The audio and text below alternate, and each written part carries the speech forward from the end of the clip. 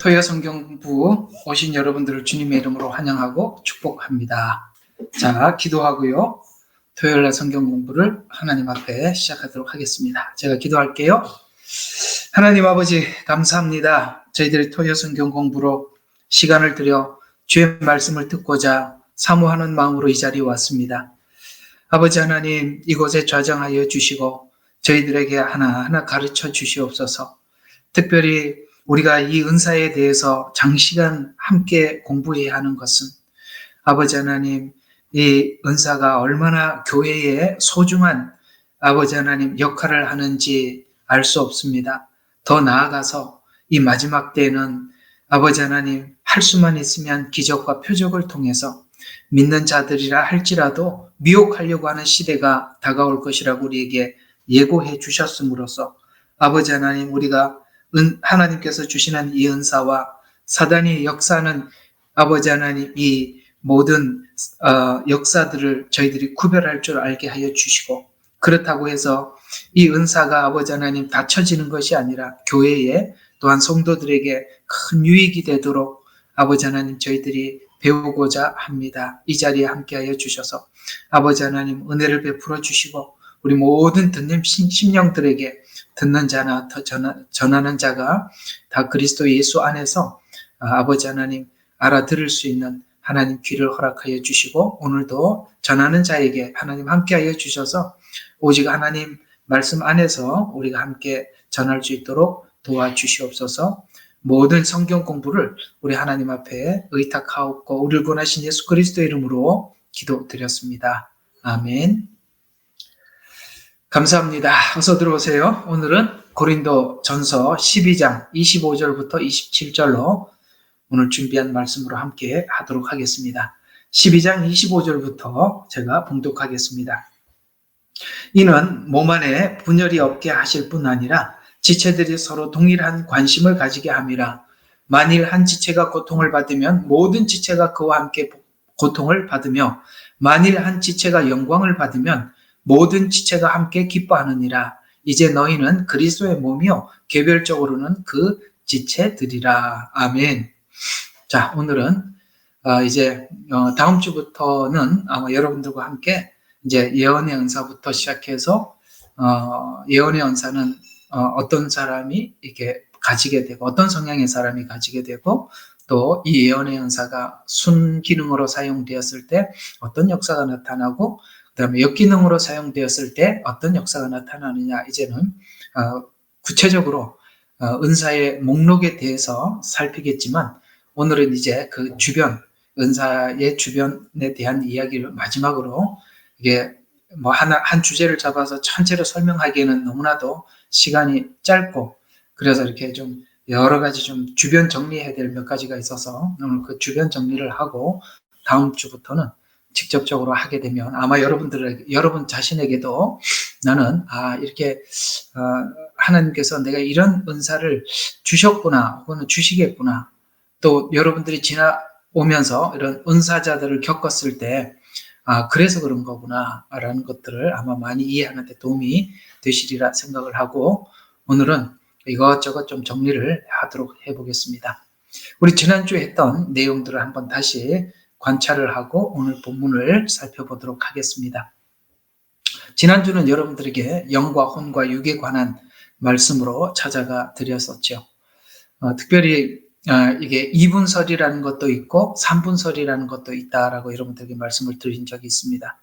2분설로 주장하는 때는 이렇게 보이는 것과 보이지 않는 것, 뭐 이런 것을 나눌 때 영혼 그리고 육 이렇게 해서 2분설이라 이렇게 주장을 하기도 하고, 또 그렇게 설명을 해야 될 때가 있습니다. 또 3분설로 주장하고 설명을 해야 될 때가 있다고 말씀을 드린 적이 있습니다. 그러나 이제 우리가 2분설과 3분설에서 꼭 주의해야 될 부분이 뭐냐면, 나는 오직 성경을 2분설로만 이해해라고 하면 3분설로 이해하고 접근해야 될 때 가서 우리는 큰 낭패를 보게 되고 또 봐야 될 것을 보지 못할 수가 있습니다. 또 나는 오직 3분설로 성경을 볼 거야 라고 하면 그것도 큰 문제가 되는 것입니다. 대략 이제 왜 2분설로 사람들이 보고 3분설로 보느냐라면 몇 가지 좀 나누어 드리면은, 여러분 예를 들어서 이런 거죠.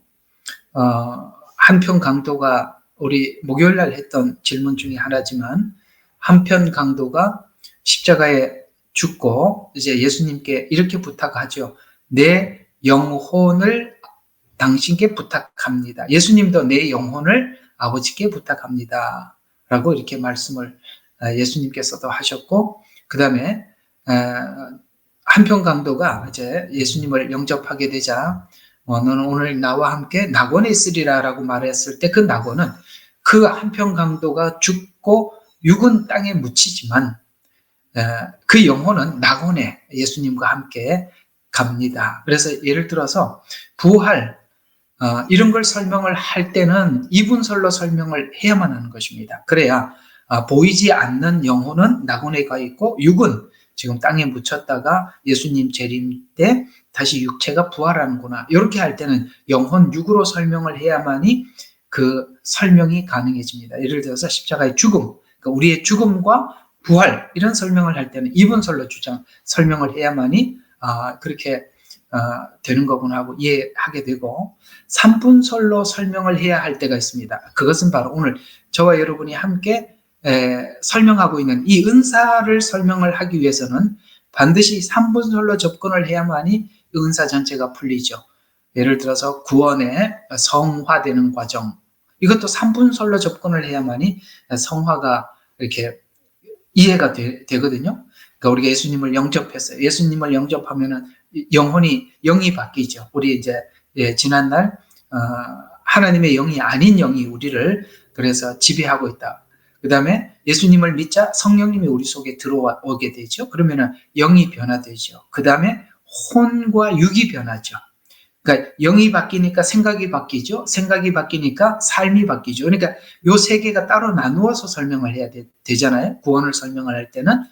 그래서 만약에 구원을 이분설로 설명을 해버리면 구원파 같은 이단이 나오게 되는 거거든요. 구원파 이단은 어떻게 주장하고 있습니까? 구원은 영혼이 받게 되고 육은 악하니까 그래 육은 마음대로 우리는 죄를 지어도 하나님께서는 이해하실 것이다 라고 해서 죄를 정당화하게 되죠. 그러면 그런 걸 가지고 이제 이분설로 주장하기 때문에 그런 것입니다. 그러나 구원을 설명을 하고 성화를 설명하기 위해서는 반드시 삼분설로 접근을 해야 하는 것입니다. 그렇게 설명을 해야 되는 것이죠. 또 은사를 여러분들과 함께 설명을 하고 있는데 이 은사도 동일하게 삼분설로 설명을 해야만이 이 은사가 이해가 되는 것입니다. 그래서 이 이분설과 삼분설은 무엇을 설명하느냐에 따라서 이분설로 접근을 해야 되는 때가 있고 또 삼분설로 접근해야 되는 때가 있다. 이렇게 여러분들이 이해를 하시면 되겠습니다. 저번 주 여러분들과 나누었던 그 영혼 육에 관한 이 강의는 굉장히 중요한 겁니다. 정말 중요한 겁니다. 이 부분에 대한 이해가 잘 되지 않아서 사람들이 은사를 사용하면서 굉장히 역기능으로 이렇게 잘못 사용하는 경우가 많이 있습니다. 저번 주 강의를 여러분들이 좀 추천을 하니까 꼭 들어보시면 좋겠습니다. 자, 그러면 이제 우리는 예수님을 영접해서 우리 영이 바뀌었습니다. 그리고 우리 혼이 생각이 이제 하나둘 바뀌어 나가고 있죠. 그 다음에 이제 우리 육이 삶이 실제 우리 육체의 삶이 하나님이 기뻐하는 삶으로 내 자신을 드리게 되는 것입니다. 이런 부분들에 대한 하나님의 훈련이 필요합니다. 이것이 훈련이 잘 되어서 하나님 앞에 정상적인, 그러니까 영과 혼과 육이 정상적인 기능을 하게 될 때, 그때부터 이 은사를 사용하는 사람들은 이 은사가 하나님 앞에 정말 순한 순기능으로 자리매김하게 되는 것입니다. 그때 드디어 정말 하나님의 머리, 곧 예수님은 교회의 머리라고 말씀하셨는데 그 머리에 인도함을 받게 되는 것입니다. 이 말씀이 에베소서 4장 16절이 은사라는 관점에서 보면 이렇게 설명되어져 가는 것입니다. 자, 그로부터 온몸이 각 사람의 분량 안에서 효과적인 역사를 따라 각 마디를 통하여 공급을 받아 알맞게 결합하고 체격이 형성되어 몸을 성장시키며 사랑 안에서 몸 자체를 세워가느니라. 이렇게 말씀하고 있습니다. 자, 우리가 이게 있습니다. 실제 머리는 뭘 일을 하지는 않아요. 예수님이 우리 교회의 머리라고 말씀하고 있죠. 그 머리는 실제 어떤 일은 하지는 않습니다만 이 머리가 모든 우리 뭡니까? 생각, 그 다음에 행동, 이것을 명령하는 기관이죠. 머리가 직접 무슨 일을 하지는 않지만 이 손이 움직이고 발이 움직이고 모든 오장육부가 움직이는 것은 이 머리 기능입니다. 우리가 그래서 사람이 죽음을 두 가지로 표현하죠. 이게 육이, 그러니까 머리가 뇌사 상태도 사실 죽음의 상태와 마찬가지죠. 그러니까 머리가 죽어버리면 몸 자체가 다 죽은 거. 몸은 움직여도 머리가 죽으면 죽은 것이죠. 근데 몸이 죽어도 머리는 살아 있을 수 있어요? 그러니까 머리와 몸은 한 기능이 되어야 되는데 머리에서는 어떤 명령을 내리고 있는데 몸이 다르게 움직이게 되면 사실은 그는 제대로 역할을 하지 못하는 것입니다. 우리는 하나님의 영이 우리의 생각을 주관하고 계시고 생각에 의해서 우리 몸이 움직이고 있는데 만약에 머리에서 이렇게 명령을 했는데 손과 발이 다르게 움직이게 되는 상태를 아직 우리가 하나님 앞에 훈련이 되지 않으면 하나님은 이렇게 하기를 원하더라도 내 생각과 내 생각, 그러니까 혼이 자꾸 이성적인 이성적인 판단과 함께 하나님의 말씀을 받아들이게 되면 내 생각과 하나님의 말씀이 섞여 들어가서 예를 들어서 예언의 은사를 가진 사람이 예언을 할 때 하나님이 주신 말씀 그대로 믿음을 가지고 상황은 아니더라도 믿음을 가지고 그대로 선포해 줘야 되는데 하나님은 예를 들어서 이렇게 말씀을 하고 있는데 내 생각이 거기서 섞여서 예언이 들어가게 되면 그 예언은 온전한 예언이 될 수가 없듯이 머리는 정확하게 하나님은 우리에게 말씀하고 있는데 우리가 혼이 그것을 받아들이지 못해서 이렇게 전달하게 될 때 그것이 역기능으로 나타난다라는 것입니다. 이렇게 되기 위해서는 하나님의 직분자들도 마찬가지예요. 하나님께서 주시는 말씀에 따라서 그 직분을 감당하는 거거든요. 은사자들도 동일하게 마찬가지입니다. 하나님이 주시는 대로 그 은사를 사용하게 되는 겁니다. 그럴 때 그 역사가 하나님의 역사로서 온전하게 나타나게 되는데 여기에 혼이나 육적인 기능에서 마비가 되고 만약에 고장이 나면 거기에서 우리의 생각이 섞여서 지나가게 되면 그것이 순한 기능이 되지 않고 역기능으로 작용한다는 것입니다.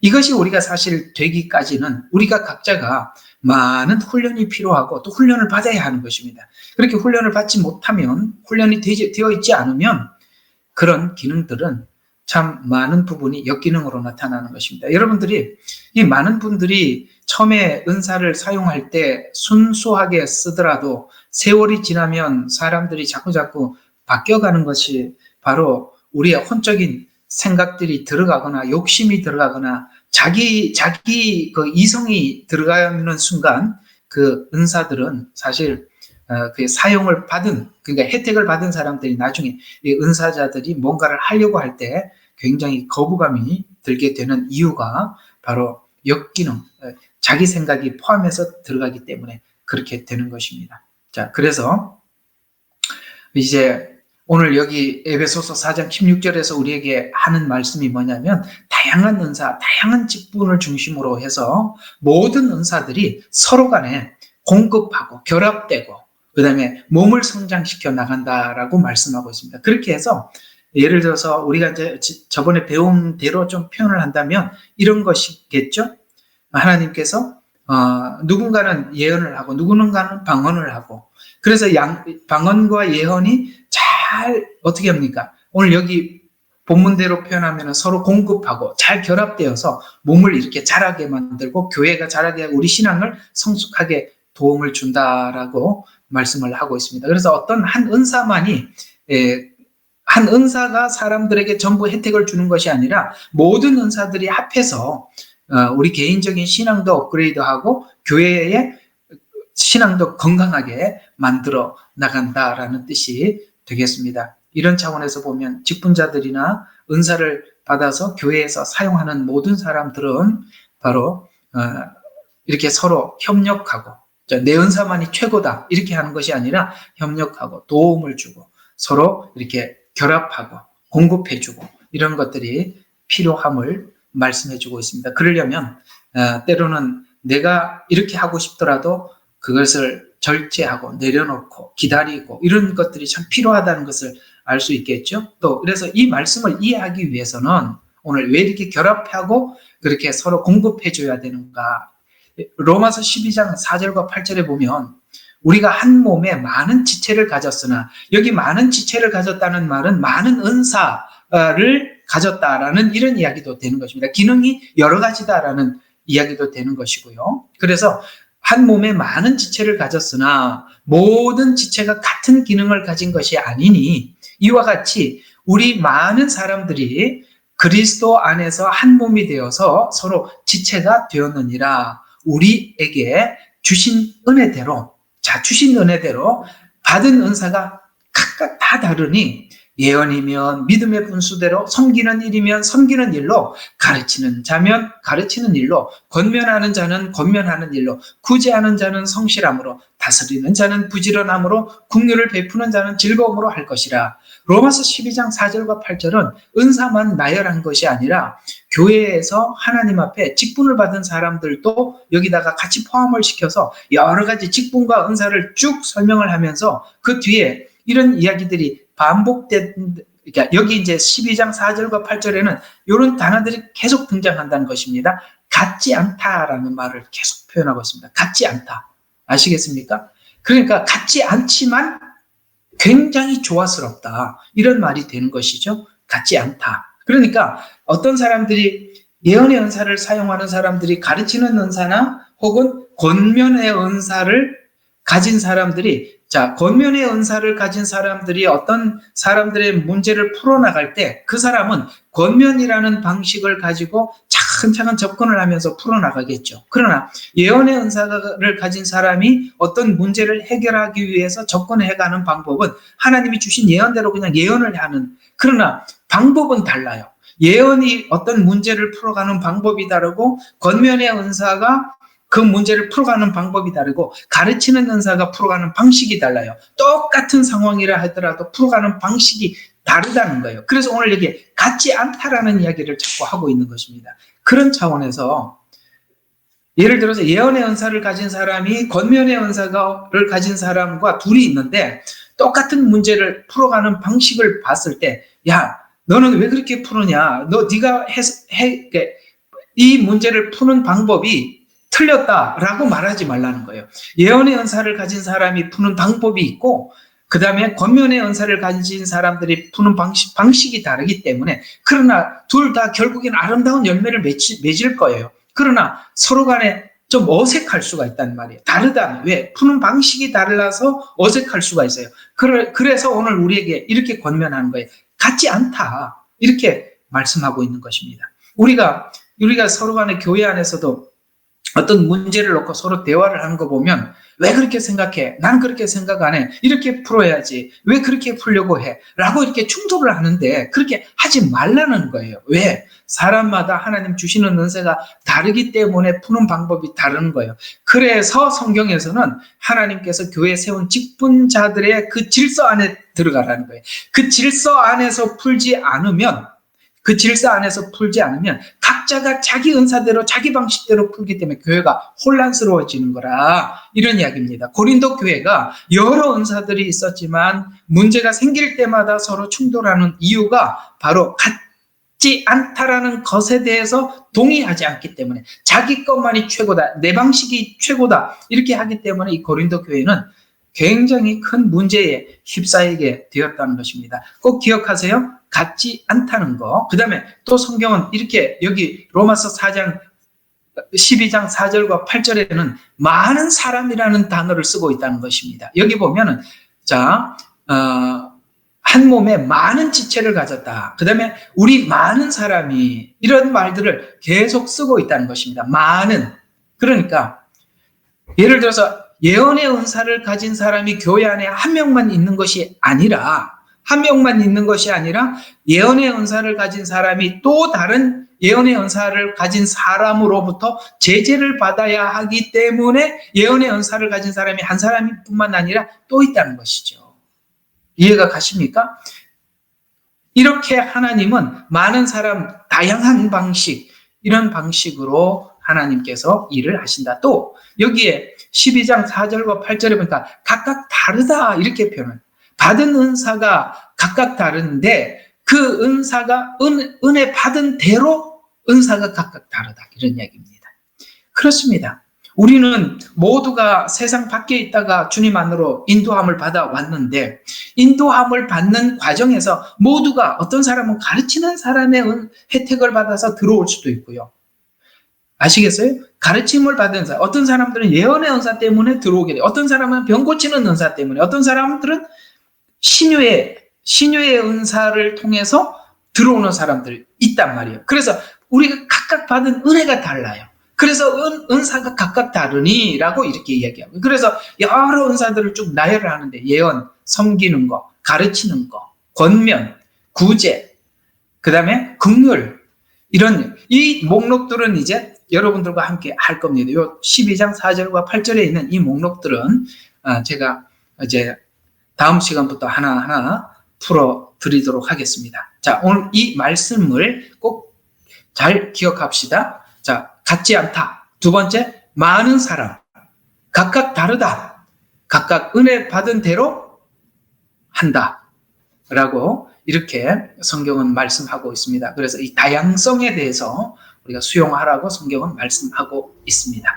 자, 그러면 또 주님의 온전한 인도를 받을 때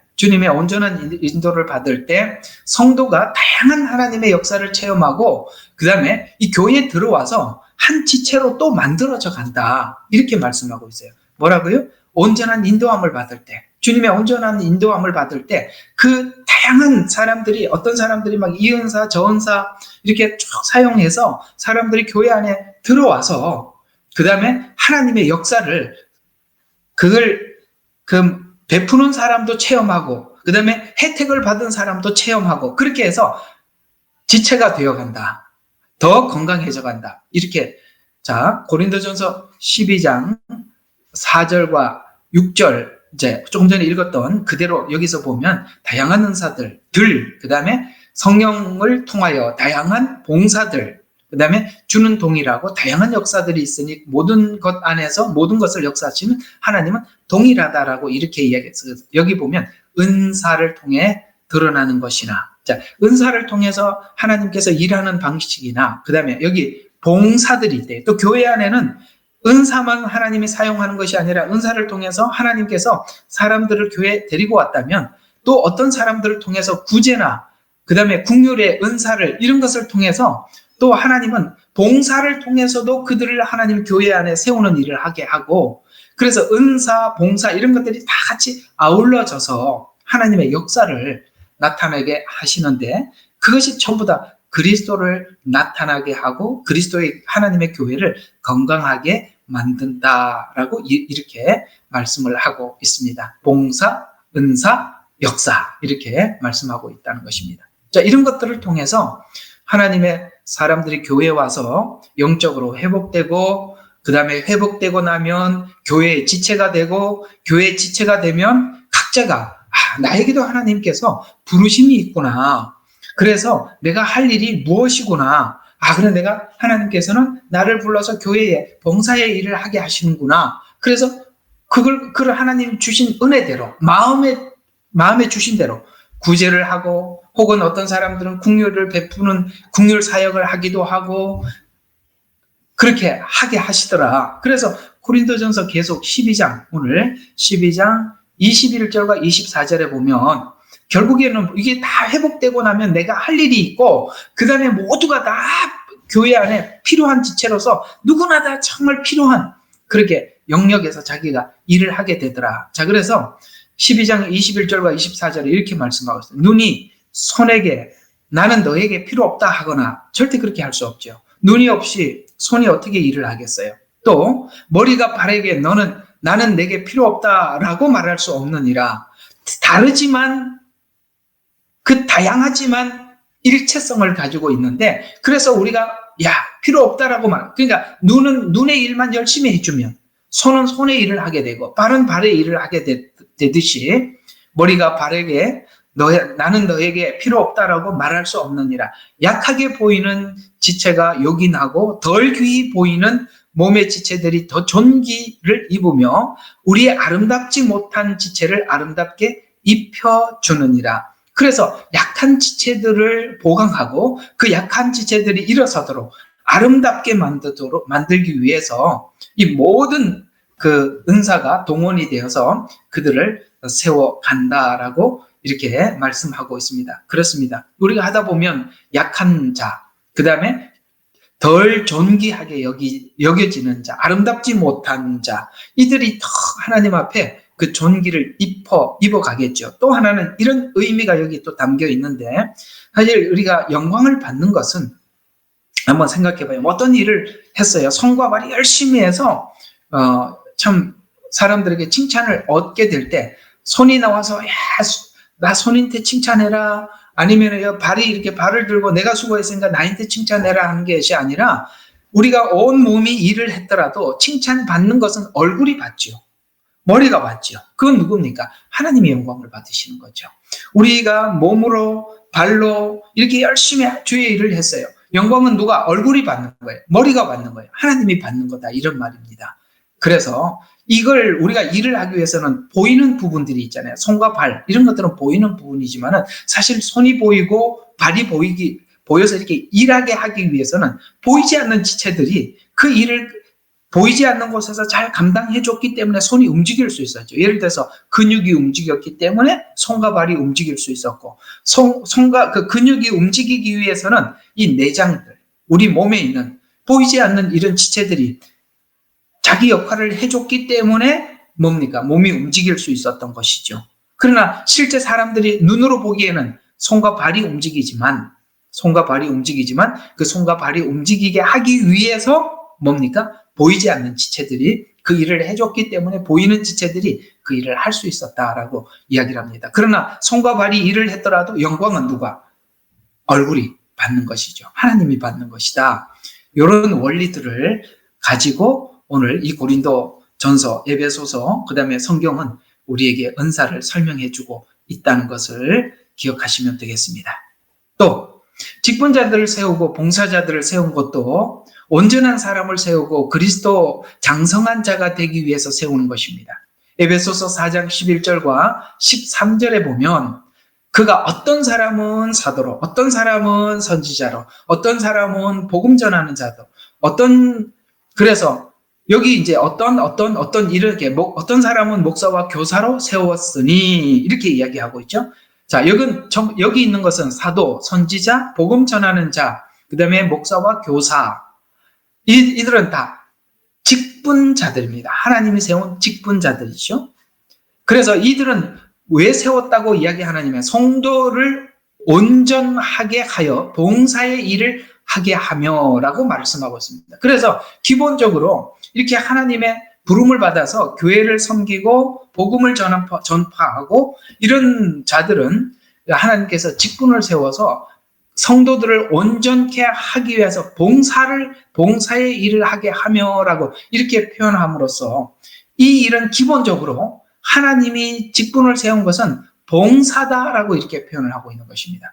어떤 대가를 위해서 내가 이거 복음을 전하기 때문에 거기에 대한 대가를 얻기 위해서 이런 일을 하는 이렇게 직분을 세우는 것이 아니라 봉사의 일을 하게 하며라고 이렇게 말씀하고 있죠. 그래서 하나님 앞에 이렇게 부름을 받은 모든 사람들은 이게 내가 하는 일을 가지고 뭔가를 혜택을 얻기 위해서 혜택을 받아보자라는 마음을 가져서는 안 되고 이것을 끝까지 하나님 앞에 부르심, 봉사다, 충성해야 한다, 이런 것들을 기본으로 깔고 하나님 앞에 봉사해야 한다라고 말씀을 하고 있으면서 그리스도의 몸을 세우려 하심이라. 우리가 다 하나님을 아들을 믿는 것과 아는 일에 하나가 되어 믿는 것, 그러니까 성도들이 주를 더 믿게 만들고 그 다음에 하나님을 아는 일을 더 알게 해줘서, 그리고 그렇게 직분자들이 하나님 앞에 그 사람들의 믿음과 아는 일에 하나가 되어서 온전한 사람이 되어서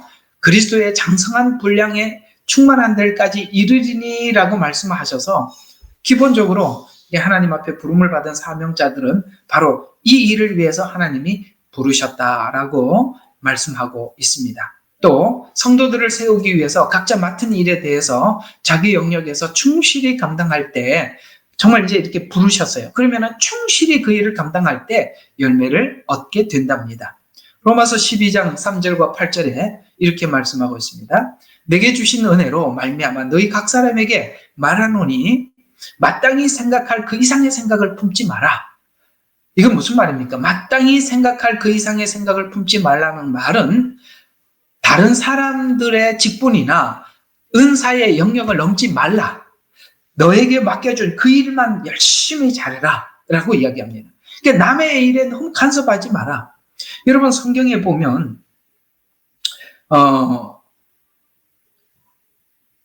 이런 질문을 하나님 앞에 한 번씩 할 수는 있어요. 왜냐하면 다니엘서 끝에 보면 다니엘이 어떻게 되겠습니까? 라고 물을 때 하나님은 다니엘에게 너는 내 길을 가라 라고 하십니다. 그냥 궁금하지요. 그 이후에 어떻게 될지 궁금하지요. 또 하나 제자들도 예수님께 그런 질문을 하게 되죠. 이 사람들은 어찌 되겠습니까? 라고 묻지요. 그때 예수님 또한 그 제자들에게 그 사람이 어찌 되든지 그는 하나님의 보관이니까 너는 너의 길을 가라 라고 말씀하고 있습니다. 그러니까 우리 각자에게 주신 사명을 감당을 하다 보면 어떤 생각이 들게 되느냐면 저 사람은 어떻게 될까? 또 저 사람은 어떻게 될까? 이후에는 어떻게 될까? 남의 일에 자꾸 관심을 갖게 되는데 성경은 그렇게 하지 말라. 마땅히 생각할 그 이상의 생각을 품지 마라. 다른 사람의 직분에 대해서 관심 끄고 그 다음에 네가 가지고 있는 은사를 열심히 사용해라. 다른 사람들의 은사의 영역을 넘지 마라 라고 이야기를 하고 있습니다. 여러분 우리는 다른 사람에 대해서 별 관심을 내려놓고 하나님 앞에 내게 부르심이 무엇인지 거기에 맞추어서 우리에게 부르신 부름에 열심히 충성해 나가는 그것이 더 중요한 것입니다. 그래서 마땅히 생각할 그 이상의 생각은 품지 말고 오직 하나님께서 각 사람에게 나누어 주신 믿음의 분량대로 뭡니까? 내 믿음이 아직 하나님 앞에 작으면 그 작은 믿음을 가지고 그 분량 안에서 쓰면 되는데 마치 그걸 내가 작은 믿음인데 큰 믿음인 양 그걸 남들에게 과시하려고 쓰기 때문에 이 은사가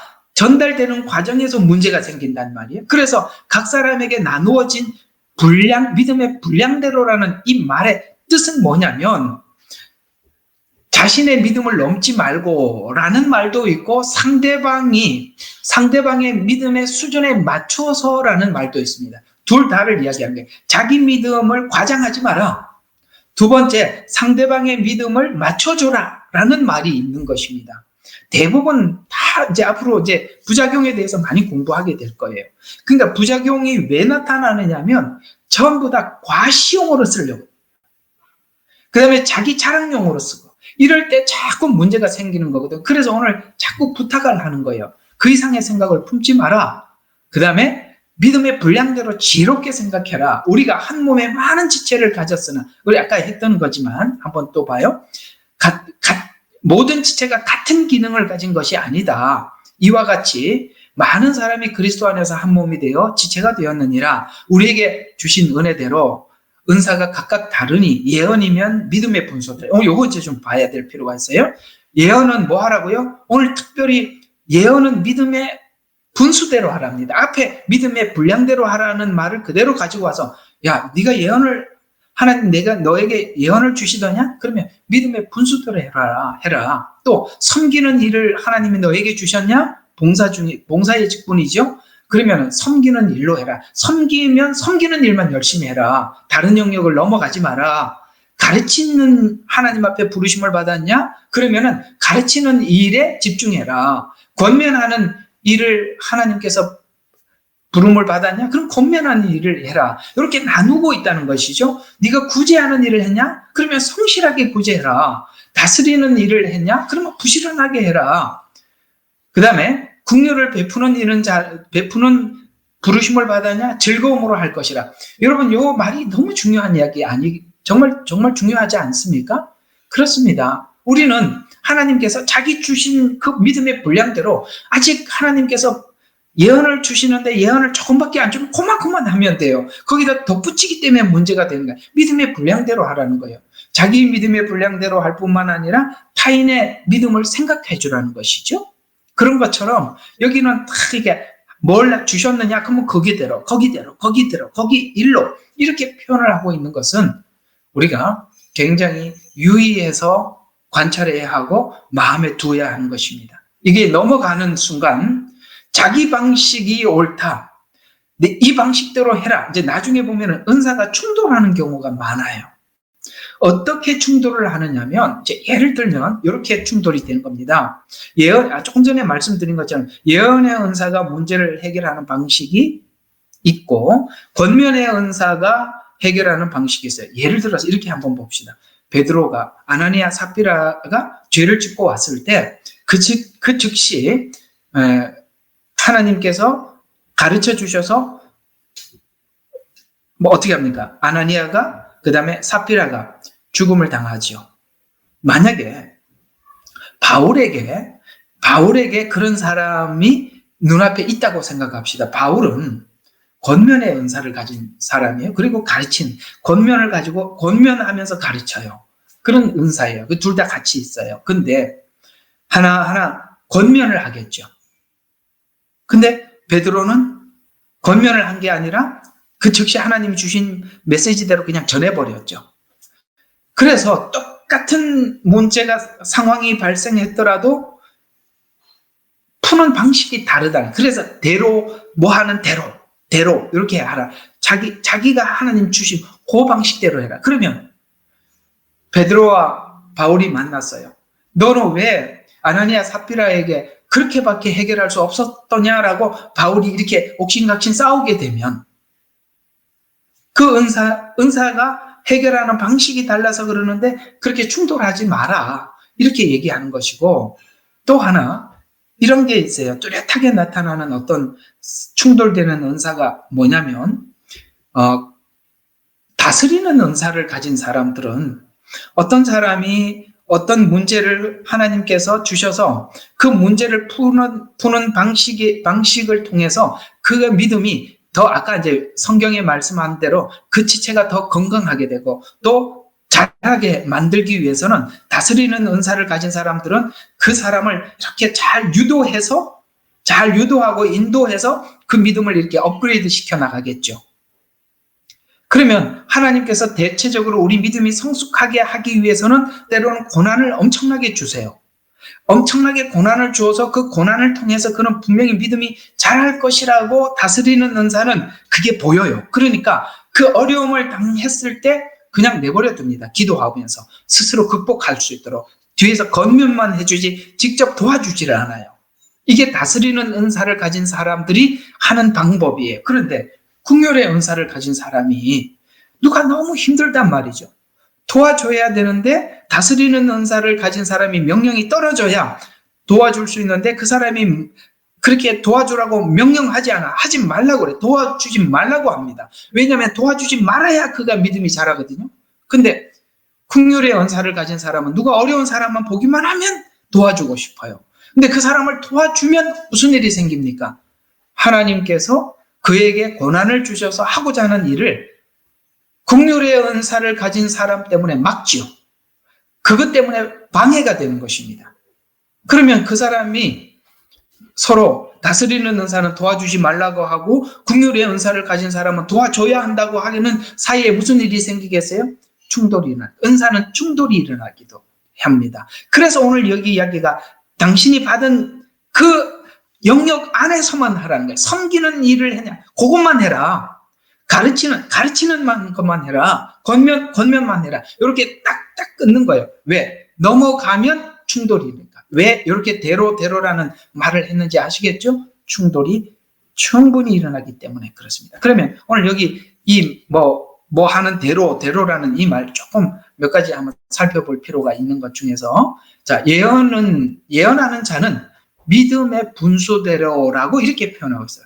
이상하죠? 예언의 분수대로라고 표현하지 않고 믿음의 분수대로라고 표현하고 있다는 게 신기하죠.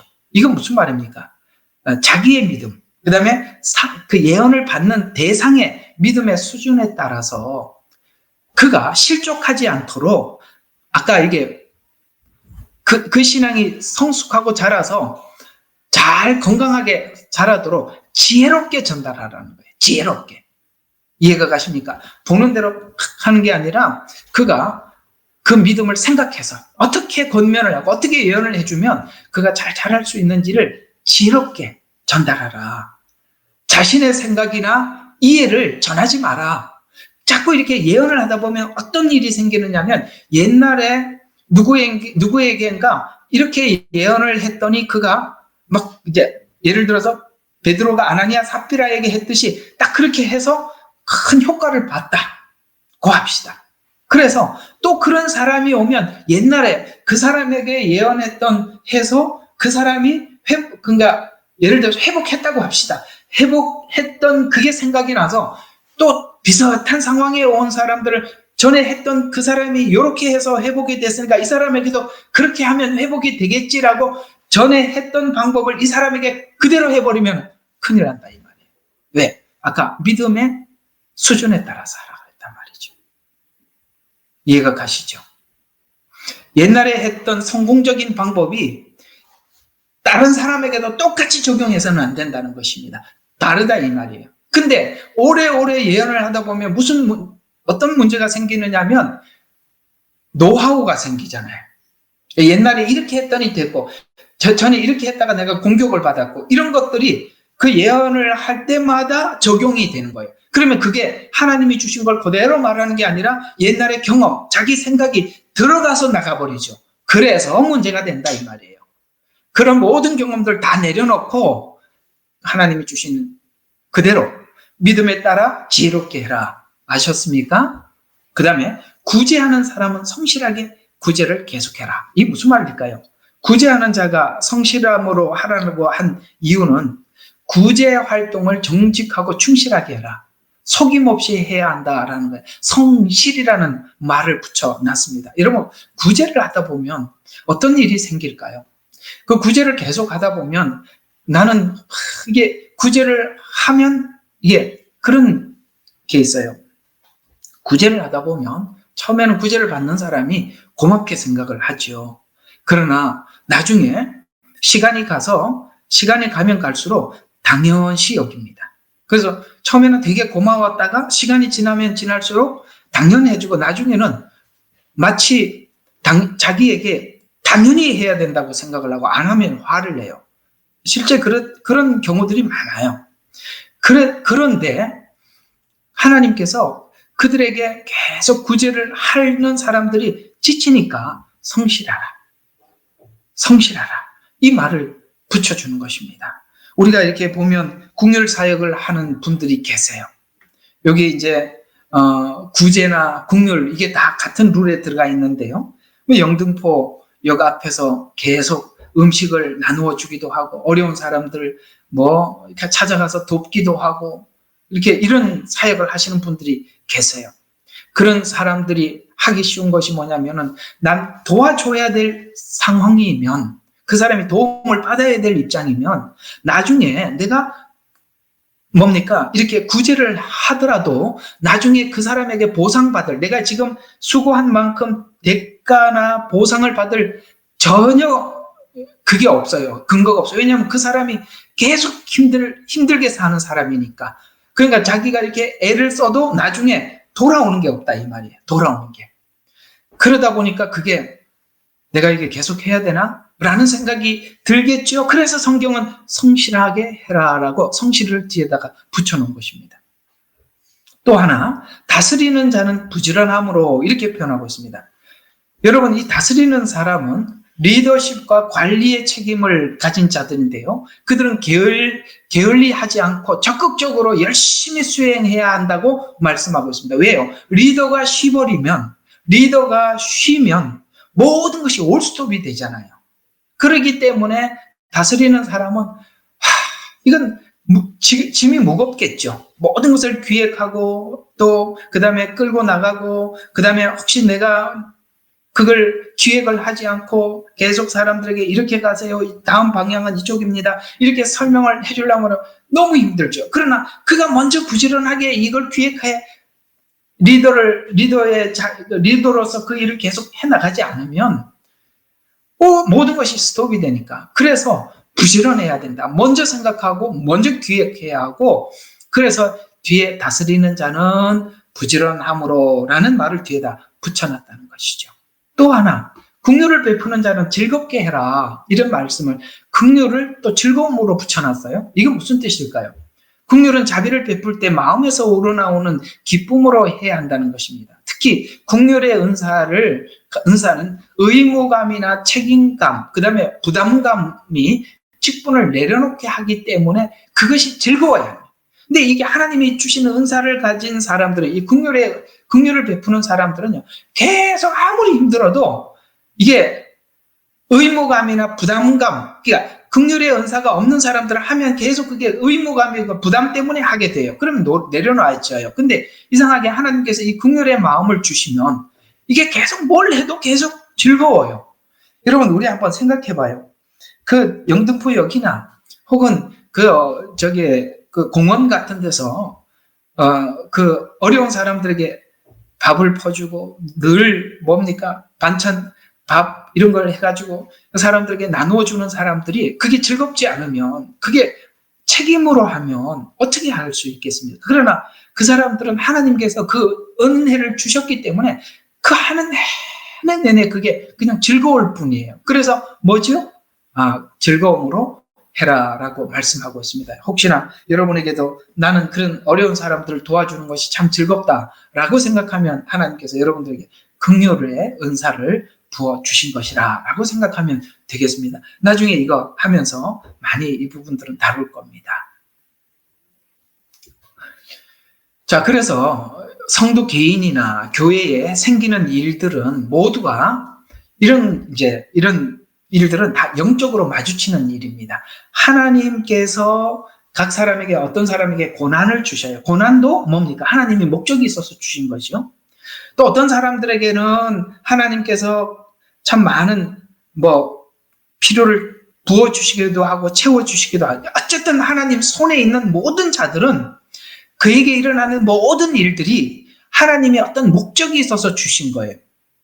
그러면 그 목적이 분명히 있어요. 근데 이것은 하나님이 주신 어떤 목적에 의해서 각 사람에게 주신 거니까 세상 사람들이 이해하는 방식으로는 절대 풀 수가 없어요. 아까 말씀드린 것처럼 어떤 사람에게 고난을 주셨다면 그 고난을 통해서 하나님께서 하시고자 하는 목적이 있어서 주셨잖아요. 근데 그 긍휼을 베푸는 은사를 가진 사람들이 막 가서 긍휼을 베풀어 줘버리고 나면 하나님이 하려고 하는 일을 할 수가 없어요. 그래서 모든 하나님께서 주신 모든 일들은 영적인 문제로 마주치는 일들이에요. 그러니까 영적으로 접근을 해서 풀어야 된다, 이런 말이 되는 거거든요. 그래서 영적인 문제로 마주치는 일은 세상적인 방법으로는 답도 알 수 없고 해결 방법도 목적도 찾을 수 없어요. 그러니까 세상 사람들이 일반적으로 이해하는 방식으로 접근을 해서는 하나님이 왜 그걸 주셨는지 아무도 할 수 없어요. 그렇기 때문에 모든 것들은 영적으로 접근해. 하나님이 왜 주셨을까? 저 사람의 신앙과 그 모든 정황들을 다 맞춰서 하나님께서 그 문제를 지금 다루고 계시는구나. 그 문제를 이렇게 다루시겠구나. 이렇게 다루어서 나중에 그가 이렇게 아름답게 거듭나겠구나라는 것을 영적으로 접근을 해서 풀어나갈 수 있는 거예요. 그래서 은사를 사용하는 모든 사람들이 내가 가지고 그래서 그 풀어나가는 방법, 하나님이 풀어나가실 때 때로는 예언의 은사를 가진 사람을 쓸 수도 있고, 가르치는 은사를 가진 사람을 쓸 수도 있고, 어떤 사람은 긍휼의 은사를 가진 사람을 쓸 수도 있어요. 이해가 가시죠? 누구나 다 달라들어서 그렇게 하지 말라는 거예요. 하나님께서 이 은사를 가진 사람을 그 사람에게 오늘 그 사람의 문제를 해결하기 위해서 무슨 은사를 하나님이 쓰실지 모른다, 이 말이에요. 무조건 내 은사를 가지고 들이대지 말라, 이 말이에요. 그래서 고린도전서 2장 15절에 보니까 영적인 사람은 모든 것을 판단하나, 아시겠어요? 하나님이 주시는 이게 영적으로 이렇게 밝은 사람만이 그걸 판단할 수 있어요. 자신은 아무에게도 판단받지 아니하느니라 이렇게 말씀하고 있습니다. 이 말은 영적인 사람이 성령의 인도하심으로 모든 것을 분별하고 판단할 수 있지만, 아시겠어요? 세상은 영적인 것을 이해할 수 없기 때문에 영적인 사람을 제대로 판단하거나 평가할 수 없다. 그래서 모든 문제들을 이제 교회 안에서 어떤 문제가 생기면은 이게 혼적인 사람하고 영적인 사람들이 딱 만나면 항상 충돌이 생기죠. 혼적인 사람들은 그 문제를 그냥 세상 사람들 방식으로 접근을 해서 들어가요. 근데 영적인 사람들은 그 문제를 하나님이 왜 주셨나? 그 사람이 지금 전에 이런 문제가 있었는데 그 문제를 하나님 지금 다루고 계시는구나. 그러면 하나님이 그 사람 이 문제를 해결하기 위해서 이렇게 다루셨다면 하나님이 이런 목적을 가지고 있거든요. 그렇다면 이렇게 이제 그 다음에 이제 해결책이 나오는 거거든요. 그렇다면 이렇게 해결책이 나오는데 혼적인 사람들은 그저 세상 사람들이 이해하듯이 문제를 받아들이고 다루기 시작하면 하나님이 원래 하고자 하는 일과 전혀 다른 방법으로 접근하게 되어서 그 둘은 혼적인 사람과 영적인 사람이 만나면 충돌하게 돼요. 그래서 오늘 뭐라고 이야기하죠? 영적인 사람은 모든 것을 판단하나라고 말씀하고 있습니다. 영적으로 볼 수 있는 눈을 가져야 됩니다. 그 영적인 눈을 갖는다는 것은 참 그냥 아무나 쉽게 갖는 것이 아니라 하나님이 어떤 분인지 정말 많이 배우고 우리가 많이 하나님을 경험을 해야 그 영적인 뭡니까? 실력이 쌓아지는 겁니다. 그런 사람들의 이야기를 우리가 잘 들을 줄 알아야 하고 그들의 결정에 귀를 기울일 줄 알고 그들의 통제하에서 은사를 가진 사람들은 자기 은사를 어떻게 쓸 건지를 그렇게 이제 그걸 알고 접근을 해 들어가셔야 된다라는 것입니다. 그래서 또 우리가 하나님께서 이제 이렇게 이제 은사를 통해서 이렇게 사람들이 회복이 되고 나면 이게 모든 사람들이 하나님 교회에 하나님의 일에 참여하게 되고 그 하나님의 일을 참여해서 열심히 교회 일을 해 나갈 때 우리 신앙생활에 영적 침체기가 없어지는 거예요. 우리 각자가 주님의 부르심 앞에 즐겁게 그 사역을 하게 됨으로써 지치거나 게으른 사람이 없어져요. 다 이게 굉장히 그 공장의 기계가 계속 가동되듯이 우리가 다 회복이 되고 나면 각자가 그 맡은 포지션에서 열심히 일을 하게 됨으로써 게으른 사람, 지친 사람, 침체기 이런 게 없다는 거예요. 여러분 이렇게 보세요. 바쁜 사람 아침에 출근하고 퇴근하고 물론 힘들지요. 그런 사람들은 투덜투덜 할 시간이 없죠. 누가 가장 말도 많고 생각도 많고 엉뚱한 일을 합니까? 여유가 많아서 그렇죠. 그렇습니다. 우리가 하나님 앞에 적극적이면 우리는 침체하지 않아요. 침체될 일이 없어요. 왜 영적 침체기가 오느냐? 게으르니까 그런 거예요. 뭔가 하나님 앞에 해야 될 일을 놓쳐서 그런 거예요. 자, 고린도전서 12장 25절과 27절에 보니까 이는 몸 안에 분열이 없게 하실 뿐만 아니라 지체들이 서로 동일한 관심을 가지게 하려 함이라. 아시겠어요? 이렇게 하나님 앞에 이렇게 하나님의 일에 참여하게 하시는 이유가 뭐냐? 분열이 없게 하게 하려 함이라. 분열이 없어져요. 이렇게 하나님의 일하는 방식을 알고 나면 내 은사가 옳다, 네 은사가 이렇게 하잖아요. 분열이 없어요. 뿐만 아니라 동일한 관심을 갖게 돼요. 왜냐하면 게으르고 그 다음에 여유로우면 다른 생각을 하게 되거든요. 그러나 하나님이 지금 무슨 일을 하신다는 걸 알면 우리가 하나님의 일에 동일한 관심을 가지게 돼요. 그래서 동일한 관심을 가지게 하려 함이라 하고 만일 한 지체가 그와 함께 고통을 받으면 모든 지체가 그와 함께 고통을 받으며 만일 한 지체가 영광을 얻으면 모든 지체가 함께 기뻐하느니라.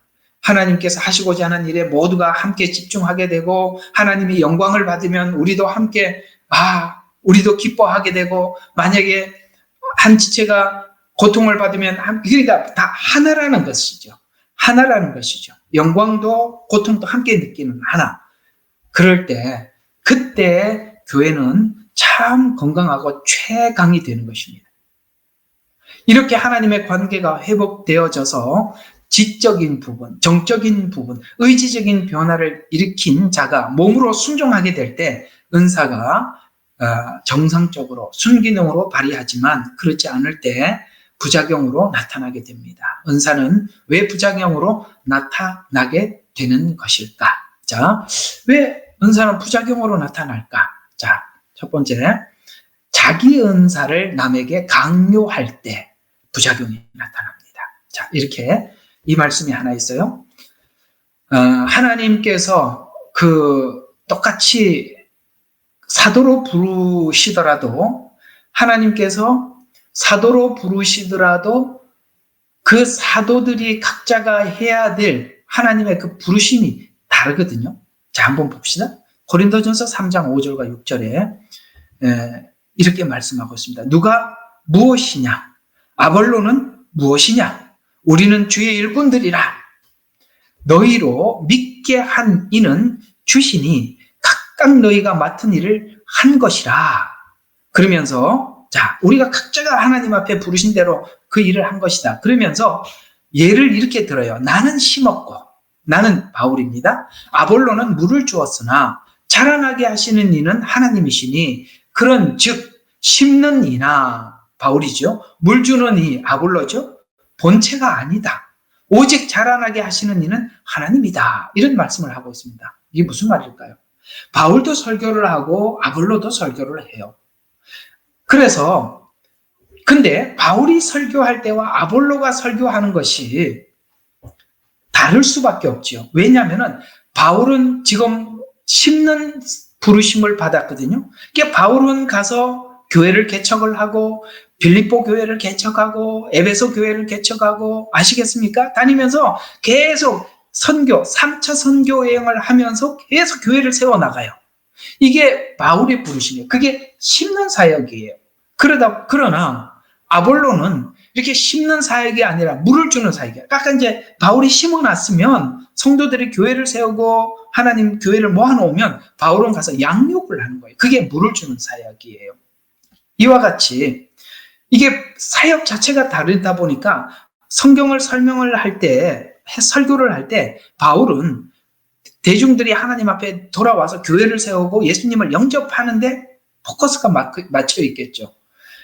아볼로는 설교를 할 때 그가 돌아와서 예수님을 영접하는 것을 넘어서서 그들이 영접한 자들이 잘하게 하기 위해서 설교를 포커스에 맞춰서 하게 될 것입니다. 그러니 야, 바울에게 너는 왜 아볼로처럼 이런 얘기를 안 해주냐? 혹은 아볼로는 너는 왜 바울처럼 그렇게 하지 않느냐? 그렇게 하지 말라는 거예요. 왜? 서로 간에 특히 하나님께 직분을 받은 목사들은 바울과 같은 부르심을 받은 자들이 있고 아볼로 같은 부르심을 받은 자들이 있어요. 예를 들어서 어떤 사람들은 막 교회에 막 모으는 사역이 있어요. 그럼 모아진 사람들이 이제 시간이 되면 자라야 되잖아요. 그 자라도록 하기 위해서 가르치는 아볼로 같은 사역이 있단 말이에요. 그렇게 여러분들이 이렇게 목사님들을 설교를 둘을 딱 나눠놓고 보면 아 그렇구나. 저분은 지금까지 가만히 메시지들을 관찰을 해보면 아 바울과 같이 이렇게 심는 사역이구나. 아무개 목사님은 가만히 들어보니까 아 저분의 설교는 지금 아볼로와 같이 물을 주는 설교였구나. 이런 걸 알게 되죠. 저 같은 사람은 아볼로 같은 사역이에요. 이게 어느 정도 왔는데 그 다음 이제 하나님 앞에 자라야 되는 이 상황에 와 있는 그러니까 교회 막 온 사람들은 제 설교가 참 어려울 수가 있지만 그러나 어느 정도 하나님 복음에 대한 이해가 있는 사람들은 도움이 되죠. 아볼로 같은 사역이니까. 아시겠어요? 그래서 서로가 강요하지 마라. 부르심이 다르다. 이렇게 말씀하고 있습니다. 그러나 그럼 누가 더 귀한 사역이냐? 그거 없다는 거죠. 심는 이나 물 주는 이가 일반이에요. 본체가 아니란 말이야.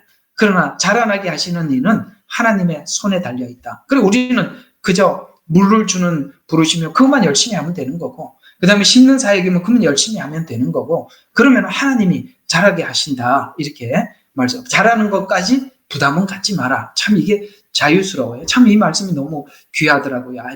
이게 잘하지 못하는 것 때문에 부담을 갖기 시작하면 정말 목회 못하거든요. 그러나 성경은 그걸 하나님이 하신다라고 말씀하셔서 그렇구나. 내가 이렇게 설교하는 가르치는 사역이면 이 가르치는 일만 열심히 충실하게 하면 나머지는 하나님이 하시는구나. 거기에 자유해라. 이렇게 말씀하고 있는 것이죠. 자, 그 다음 은사로 세상의 유익을 구할 때 이제 하나님께서 주시는 은사나 하나님께서 주시는 직분을 가지고 이걸 가지고 뭘 팔아서 내가 이거 설교를 팔아서 이렇게 표현하면 좋겠죠? 이걸 가지고 유익을 구할 때 그 설교자의 마음도 부패하고 잘 들어요? 굉장히 중요한 거예요. 욕심을 내서 내가 이렇게 고생하는데 내가 이렇게 돌아오는 게 이게 뭔가? 내가 이걸 조금 더 사람들이 더 많이 모이도록 설교를 바꾸자. 사람들 주머니를 더 열도록 해보자. 이렇게 세상의 유익을 구하기 시작할 때 제목을 좀 사람들한테 자극적인 걸 써서 더 많은 사람들을 모아보자. 유튜브로 표현하자면 그렇게 할 때 잘 들어요. 마음이 부패하게 되고 따라오는 것은 그가 가지고 있는 진리를 상실하게 된다. 이렇게 말씀하고 있어요. 굉장히 무서운 이야기죠. 왜 설교가 부패되었을까? 왜 설교가 변질될까? 세상의 유익을 구하려고 생각하는 순간 모든 것은 변질된대요. 디모데전서 6장 5절이 그걸 이렇게 지적하고 있습니다. 마음이 부패하고 진리를 상실하며 이익이 경건이라. 예를 들어서 설교를 팔아서 이익을 얻자 이런 이야기가 되는 것입니다. 생각하는 사람들 사이에 무익한 논쟁이 일어나느니라. 그런 데서 내 자신은 빠져나와라. 이렇게 말씀하고 있습니다. 그렇습니다. 어느 날 가만히 생각을 해보니까 이런 생각이 한번 들어요. 야, 이거 참 작은 교회 목사님들 참 고생하는구나.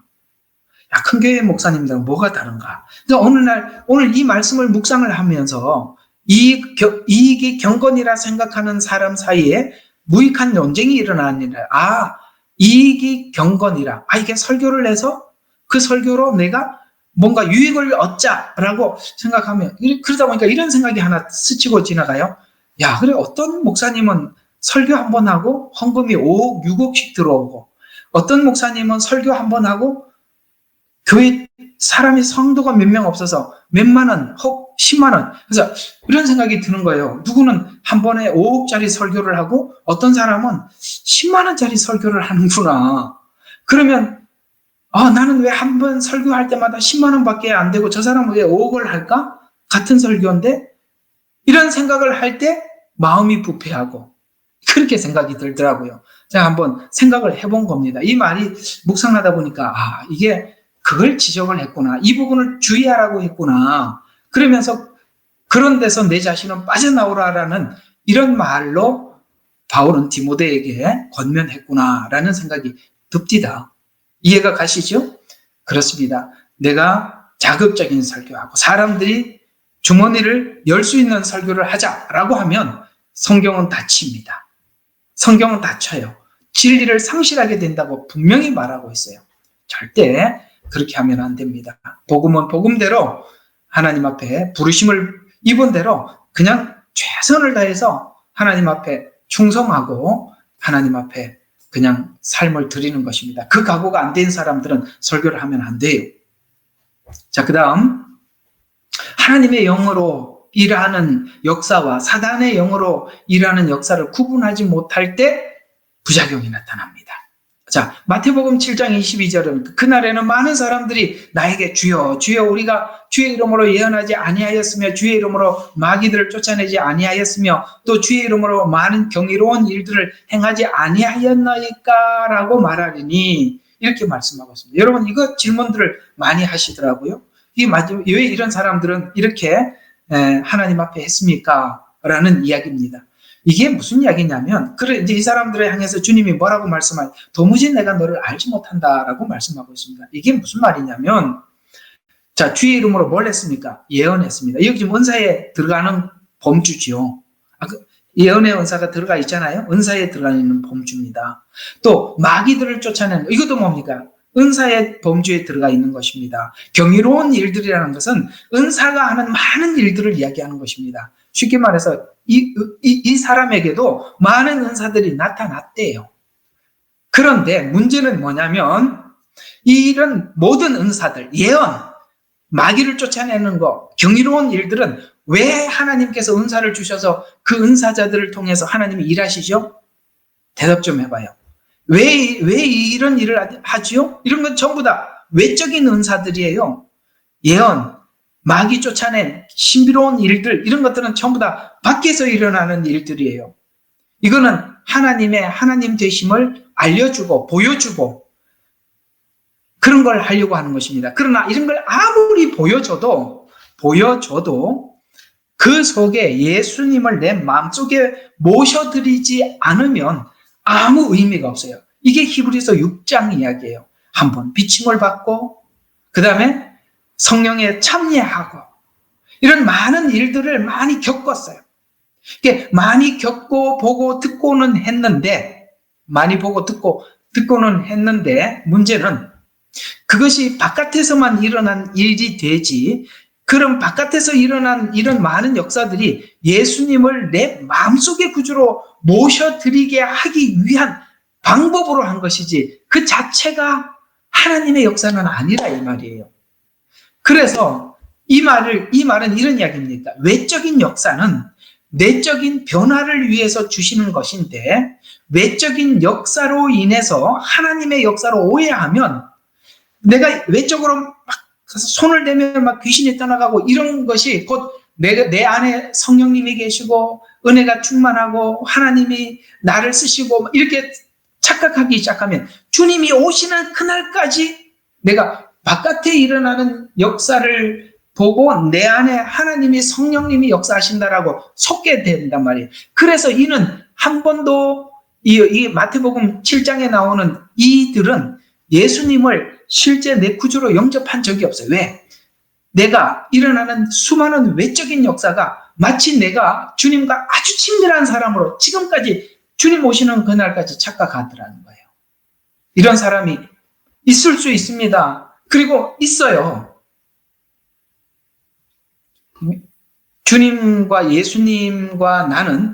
예수님과 나는 관계 속에서 구원을 받은 것이지 그런 역사가 나타난다고 해서 주님이 내 마음속에 들어온 것은 아니거든요.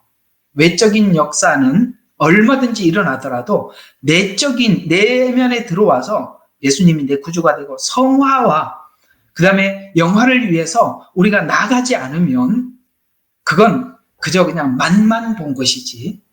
성경에 그래서 히브리서 6장에 보면은 맛본 거예요. 맛만 본 것이지 안에 들어온 것은 아니다라는 이야기가 되는 것입니다. 그래서 그렇게 되다 보면 우리가 주님 오시는 그날까지 내가 하는 일들이 사단의 역사인지 하나님의 역사인지 구분을 못할 수도 있다. 조심해라 라는 이야기가 되는 것입니다. 그래서 이 모든 것을 갖추기 위해서는 직분자나 은사자는 부작용을 해결하기까지 훈련을 해야 되는데 그 훈련에 많은 실패도 경험하게 됩니다.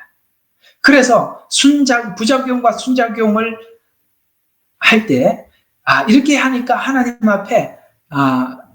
하나님 앞에서 하나님이 원하는 열매를 맺더라. 내가 이렇게 하니까 이렇게 부정한 열매를 맺더라. 그 속에 내 감정이 삽입되니까 문제가 되더라. 이런 것들을 우리가 많이 경험하게 해야 한다는 사실에 대해서 우리가 인지를 해야 돼. 그러니까 사용하기 전에 내가 훈련이 되어져야 한다. 이 말입니다.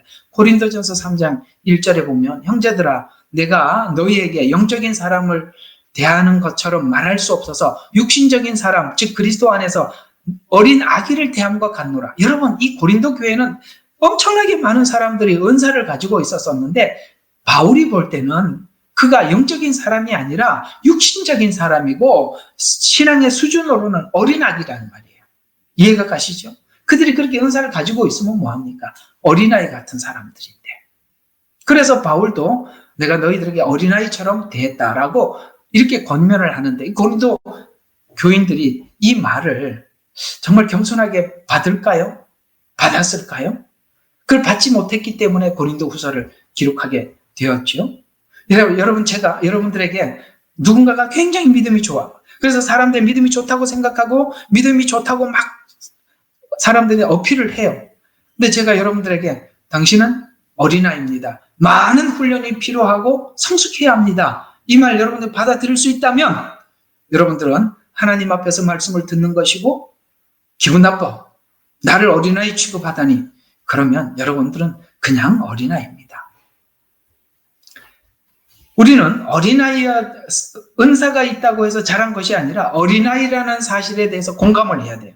그래서 우리는 훈련에 적극 참여해야 하고 늘 겸손한 마음으로 하나님의 말씀을 경청하고 준비해야 한다는 것입니다. 또 은사가 아닌데 은사로 오해하는 것들. 그래서 이게 뭡니까? 이게 문제가 될 수도 있어요. 여러분, 은사를 사용하는 것과 직분.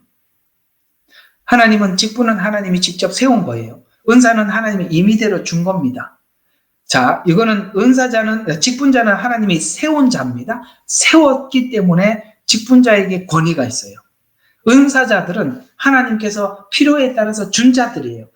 그러나 그들은 하나님이 교회에 세운 자는 아니에요. 그러면 은사자들은 누구의 통제 아래에 있어야 하죠? 하나님이 세운 종의 통제 아래에 있어야 하는 것입니다. 이전에도 저희 방에 어떤 분이 와서 그걸 제가 몇 번 따로 전해서 권면을 드렸어요. 통제 안에 들어오십시오. 당신이 아무리 이게 보고 듣고 한다 하더라도 하나님이 세운 질서 안에 들어오세요. 끝까지 거부해서 제가 할 수 없이 보낸 적이 있습니다만 여기 그것을 한다고 해서 장성한 사람이 아니에요. 거기다가 자기가 철장을 다스리는 권세를 가지고 있다고 생각할 정도로 교만하니 방법이 없죠. 오늘 이 말의 겉면을 잘 들으세요. 고린도 교회가 은사는 많았지만 어린 아기라고 이야기합니다. 그걸 우리가 공감하고 수용해야 돼요. 그리고 겸손하게 받아들이고 받아야 될 훈련이 많다는 것에 대해서 인정을 해야 되는 것입니다. 그러지 않으면 아무것도 안 하는 게 낫습니다. 직분을 안 받는 게 훨씬 낫고 은사를 안 받는 게 100번 낫습니다. 아무것도 안 하는 게 훨씬 낫습니다. 아이는 보채지 않고 가만히 있어주는 것만 해도 큰 도움이 되는 것입니다. 여러분, 내가 어린아이 같은 믿음을 가지고 있다라고 생각을 하신다면 그저 그걸 여러분들이 우리 모두가 입을 다물고 가만히 있는 것이 하나님 나라의 교회의 큰 보탬이 된다는 것도 기억하시기를 바랍니다. 자, 그래서 이 안수를 할 때 하나님께서 이게 직분자를 세울 때 안수를 해서 하나님이 세우셨어요. 사도행전 13장 2절과 3절에 보면 이 직분자를 세울 때 이렇게 세우셨답니다. 바나바와 사울을 구별해 놓으라 하시니라. 그러므로 그들이 금식하고 기도한 후에 그들에게 안수하여 보내니라. 하나님이 말씀하셨어요. 바나바와 사울을 따로 구별해 놓으라. 그렇게 말씀하셨어요. 그래서 그들이 금식하고 기도한 후에 안수하여 보내니라. 이거 누가 명한 겁니까? 직분을 누가 세운 거죠? 명한 거죠? 하나님이. 사도행전 6장 5절과 6절에 이 말이 온 무리에게 좋게 여겨져서 데바나 가셉을 뽑고 베리푸라 동생 니가노루, 디몬, 바르바바, 니골라, 오라, 안디옥 사람 중에 유대교에 들어온 자를 뽑아 사도들 앞에 세우매 사도들이 기도하고 그들에게 안수하니라. 여기 뽑고 그 다음에 세우매 이런 말들이 나오죠. 이건 이렇게 안수할 때는 다 하나님께서 직분을 주실 때 안수하여 세우는 것입니다. 그래서 여러분 목사 안수식을 통해서 하나님께서 그렇게 직분자들을 세우는 것입니다. 자, 그 다음 이 훈련이 필요한 이유는 결국 영으로 변화된 인격이 변화되어야 되는 거예요. 인격이 참 중요합니다. 그 훈련이 우리에게 필요한 이유는 결국 영으로 변화된 인격이 은사를 상대를 위해서 사용하도록 그 인격이 절제해야 돼요. 그러니까 왜 부작용이 나타나느냐면 인격적이지 않고 상대를 위해서 사용하지 않고 자기를 위해서 쓸 때 무조건 은사는 부작용이 나타나는 거예요. 그래서 이것이 바로 자기 인격에까지 들어와서 인격이 절제할 수 있어야 돼요. 그래서 고린도전서 9장 27절에 내가 내 몸을 억제하여 이렇게 표현합니다. 절제를 몸을 한단 말이죠. 내가 내 몸을 억제하여 복종함은 다른 사람에게 전파한 후에 어떻게 해서든지 내 자신이 버림을 받지 않게 하려는 것이라 이렇게 말씀하고 있고요. 그래서 절제한대요. 고린도전서 13장 1절과 2절에 보니까 내가 천사의 방언을 말한다 해도 사랑이 없으면 노시나 시끄러운 꽹가리가 되고 예언이나 지식이나 믿음이 있어도 사랑이 없으면 아무것도 아니요 이렇게 말씀을 하셨거든요. 결국은 이게 뭐죠? 절제라는 부분에 우리에게 말씀하고 있는 것입니다. 몸을 쳐서 복종하고 절제하고 사랑을 담아서 전달하지 않으면 아무것도 아니다라고 말씀하고 있습니다. 그래서 우리가 영으로 변화된 영이 생각을 바꿔야 하고 그 혼의 어떤 영역 안에서 우리 몸을 스스로 쳐서 복종할 줄도 하고 절제할 줄도 알고 그렇게 할 때 이 은사는 하나님 앞에 귀하게 쓰여지게 되는 것입니다. 자, 그러면 이제 요거 하나만 더 하고 우리가 좀 맞춰보도록 하겠습니다. 이제 거의 끝났고 다음 주부터는 이제 실제적인 예언의 은사 베드로를 중심으로 해서 살펴볼 텐데 일단 이제 우리 한번 쭉 정리를 한번 해보겠습니다. 자, 은사를 이제 묶어보도록 하겠습니다. 자, 은사는 이게 저번에 한번 짧게 한번 지나간 적이 있는데요. 5가지로 분류할 수 있어요. 5가지. 자, 첫 번째, 생각의 은사. 두 번째, 행동의 은사. 그러니까 생각의 은사, 생각으로 그 은사를 쓰는 거. 그 다음에 몸으로, 행동으로 쓰는 거. 그 다음에 말로 은사를 사용하는 거. 그 다음에 사랑으로 섬기는 거. 그 다음에 직분. 이렇게 5가지로 나누는데, 자, 그럼 생각의 은사는 뭐냐? 지혜의 말씀, 지식의 말씀, 영분별. 그렇죠. 지혜와 지식이 있으면 영분별이 그냥 된다고 저번에 말씀드렸죠. 이거는 생각의 은사들이에요. 그러니까 이 생각의 은사는 하나님의 영이 우리 안에 들어온 자들이 하나님께 이 생각이 변화되는 과정 속에서 얻은 은사들이에요. 그래서 여러분 이런 사람들 있죠. 예수님을 믿고 난 이후에 성경을 하나님이 열어주셔서 성경이 지식적으로 활짝 열려요. 그러면은 지혜가 충만해집니다. 그러니까 지식과 지혜가 충만할 때 뭐가 보이느냐? 이거는 하나님께서 일하시는 거구나. 이거는 사단이 지금 방해하는 거구나. 영이 분별이 된다는 말이에요. 이것은 생각의 은사 영역에 속하는 것입니다. 기억해 두세요. 두 번째, 행동의 은사가 있답니다. 자, 그러면 행동의 은사는 뭐냐면 믿음, 병 고치는 능력, 병 고침, 능력 행함, 실제적으로 막 움직이는 거죠. 그러니까 믿음으로. 그 다음에 병 고치는 거, 능력을 행함, 귀신이 쫓겨나고 이런 것들입니다. 이런 은사들을 쓰는 사람들은 왜 하나님께서 이 은사를 활용하느냐면 그 은사의 혜택을 받은 사람들이 하나님을 신뢰하게 되는 거예요. 하나님께서 실제 내 병을 고쳐주셨구나. 하나님께서 내게 실제 나의 어떤 부분들을 고쳐주셨구나.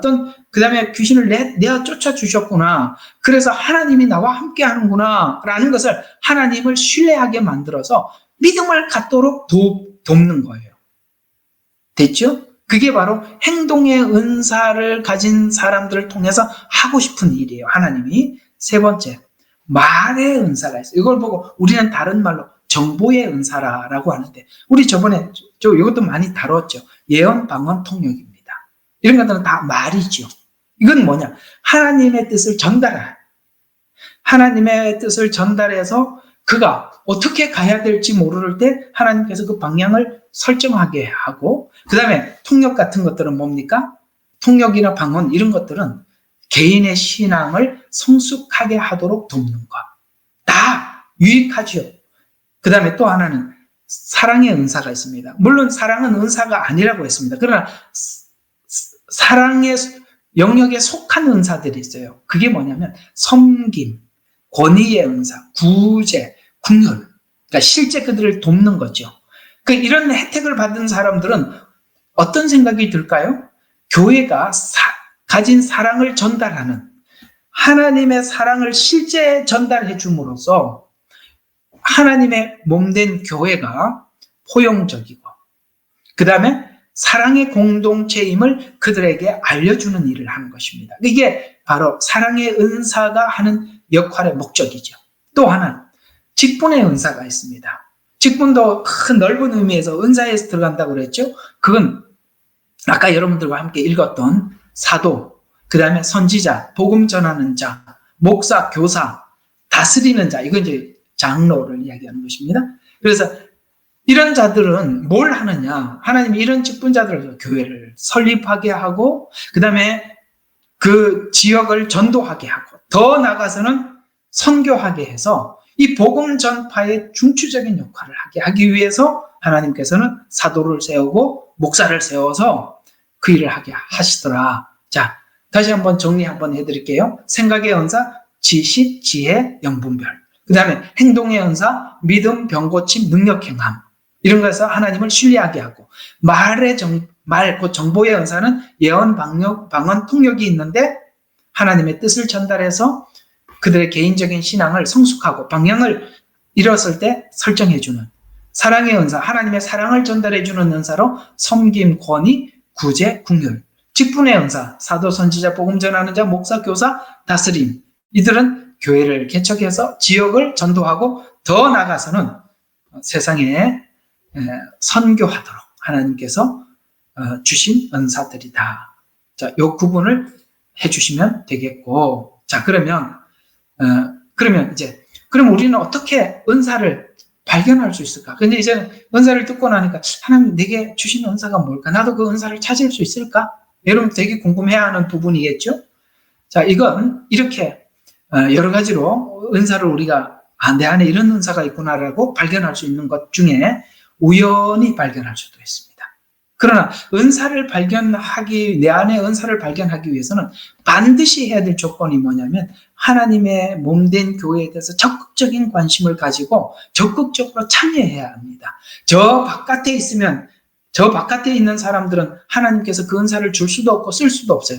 교회 일에 적극적으로 나서면 내 안의 은사들이 발견되어지는 거예요. 그러다 보면 하다 보면 우연히 발견할 수도 있고, 또 하나는 요즘은 이게 은사 테스트라는 게 여러분 해보신 적이 있죠. 그 아주 오랜 옛날에 나왔었어요. 그래서 그런 은사 테스트를 통해서도 많은 도움을 받을 수 있습니다. 그것도 문제가 되는 것은 아니에요. 그것도 굉장히 큰 도움이 됩니다.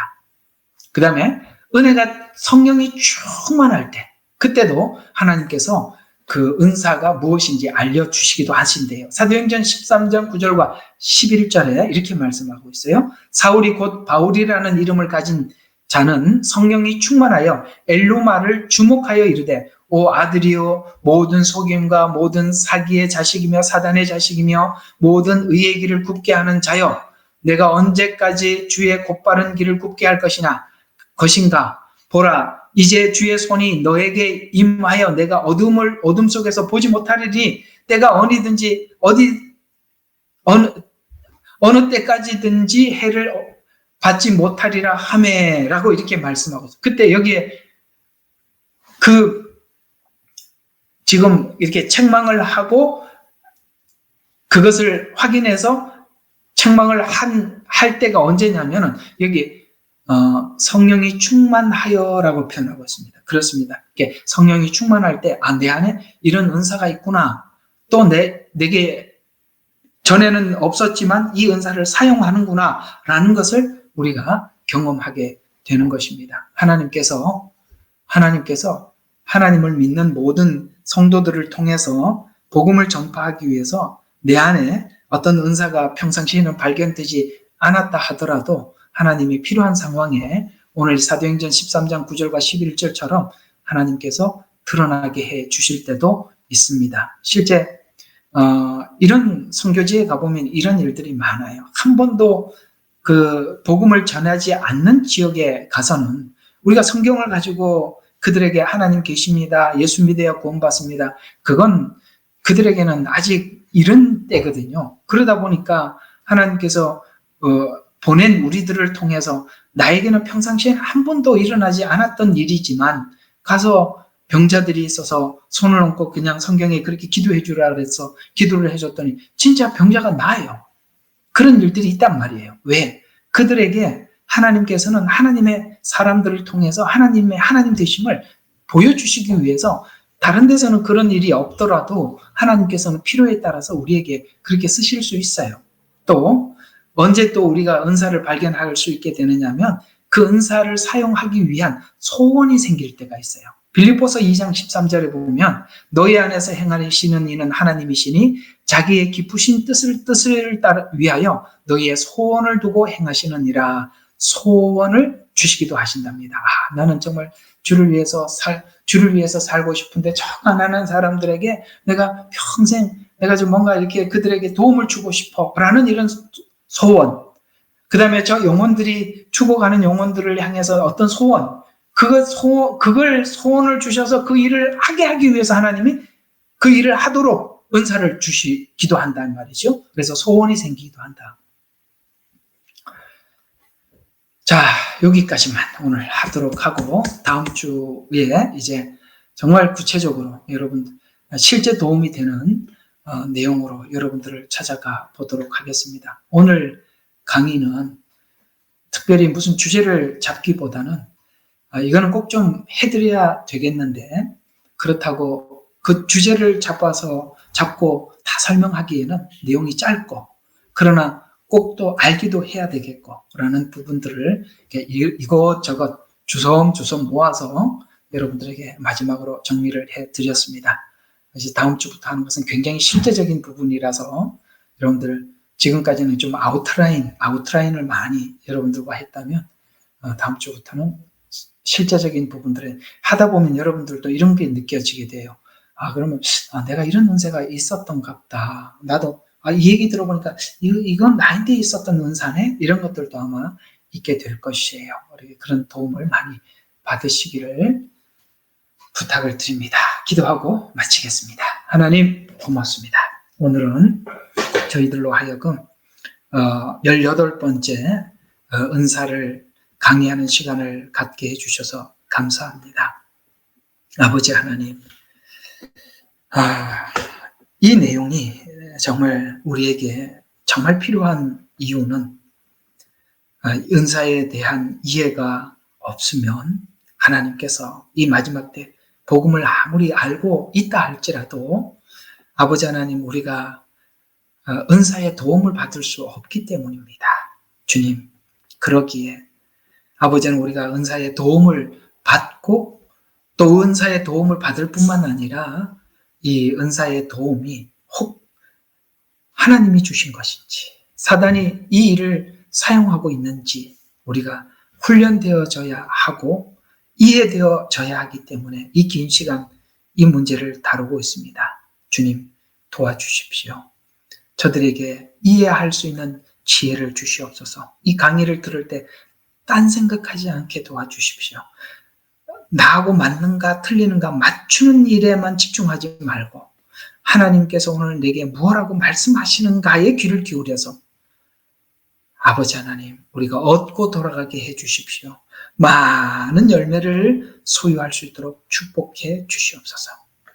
부족한 종 섰는데 하나님 정말 이렇게 전달하기에 너무나도 부족함을 많이 느끼지만 하나님께서 용기를 주시고 은혜를 더 부어주셔서 아버지 하나님 우리 필요한 것 입술에 물려주시고 저들에게 전달하게 해주셔서 우리 예능방이 더욱더 건강하고 튼튼하게 자랄 수 있도록 하나님 은혜 베풀어 주실 줄 믿사옵고 우리를 구원하신 예수 그리스도의 이름으로 기도드렸습니다. 아멘.